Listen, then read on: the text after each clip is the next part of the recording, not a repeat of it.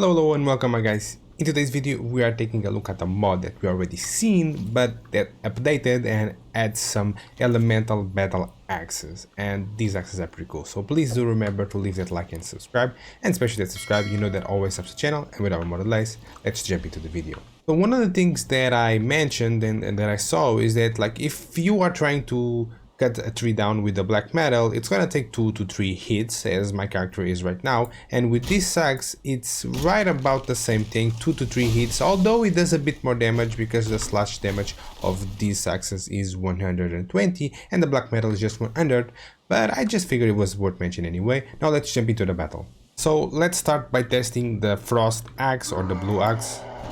I actually wanted to parry this one, my bad. There we go, so it's parried, and if you parry it does quite a bit of damage. This has a slash damage of 120, so that's pretty high, and it's an end game item as it is the entire mod pack. So let's jump into the red one now. So axe number 2, the red one, it's gonna do fire damage obviously, so let's actually go for that, parry this one and do the fire damage. It does a decent amount of damage. Actually you can use this as a weapon, I think, because this guy is pretty tanky and he's taking quite a bit of damage. 6 hits and he's gone, so they are pretty strong.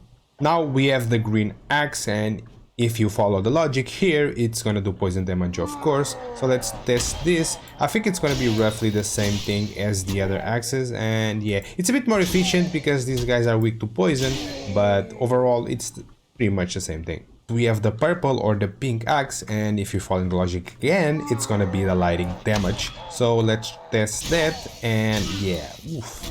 It feels like this does a bit more damage than the other ones, maybe because of the electric damage, but overall they are pretty cool, and I think they kind of fit because, you know, Vikings need axes. So as usual, the video is over, subscribe.